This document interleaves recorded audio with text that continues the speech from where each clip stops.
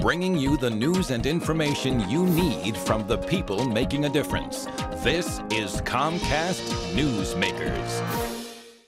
Hi, I'm Sabrina Register with Comcast Newsmakers. Welcome to the program. We are here at the Shilshole Bay Beach Club in Ballard, and I am joined today by Teniel Sabin, who is the Hispanic Community Liaison, that is, for the City of Federal Way. Thank you so much for being here today, coming on the program. Thank you for having me.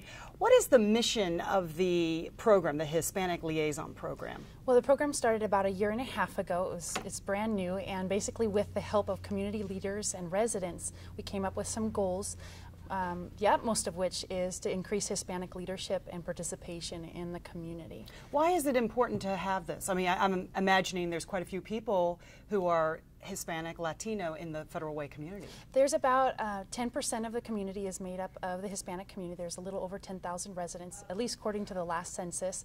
And the Hispanic population is actually the fastest growing population of ethnic minority in the U.S. and in Washington. So right now there's a lot of focus being put on offering services and outreach to the Hispanic community. And you're just talking Federal Way. In the state of Washington, we've got how many roughly? In Federal Way, again, there's about 10,000, and in the state of Washington, almost about 500,000.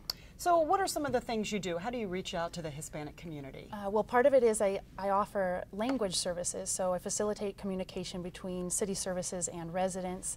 Also, we organize community meetings. We have a Hispanic leadership community that meets with public officials and community leaders to let them know about Latino issues and kind of help them to take into account the Latino perspective when they're making important decisions.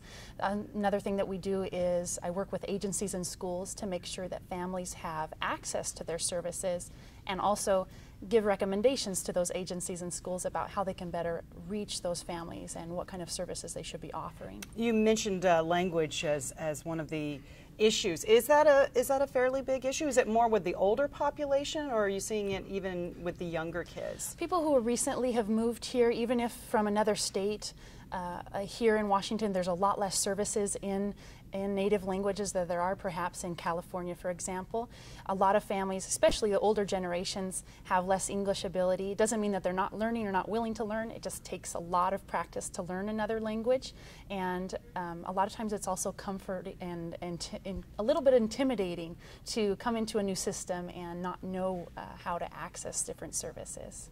Well, what are some of the other issues facing the Hispanic community? You mentioned the language. Some of them are just coming over, so I would imagine immigrant rights might be another issue. Immigration is a really big issue right now. One, for families who have been here for 10, 20, 30 years, their children may be born here and basically have lived in the American system, but they just don't qualify for legal documentation. Also, families who do qualify, and it's just the immigration process takes so long for them to apply. Another issue is education. Only about 50% of Latino students graduate from high school, and of those, very, very small percentage actually go to college or gain a graduate or higher degree. Another issue is leadership. On all levels of leadership, from PTA up to federal government, there is limited Hispanic representation, and at least compared to the population of Hispanic community. And then finally, healthcare is a really big issue. Speaking of healthcare, you guys have something coming up next month. You want to tell us what it is? Sure. It's actually kind of a long title. It's the South King County Latino Family Health and Safety Fair, and it's been going for about 5 years now, and it started out kind of focusing on healthcare and the disparities in the Hispanic community.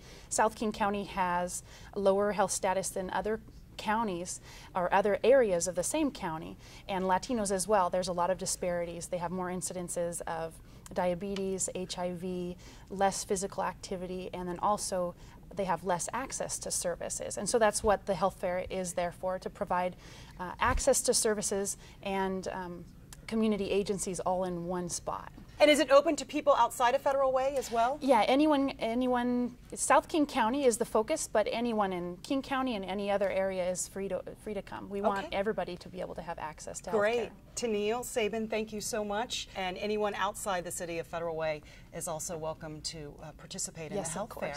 All right, great. Teniel, thank you so much for coming on the program. Thank you very much. And thanks for watching Comcast Newsmakers, headline news at the top of the hour.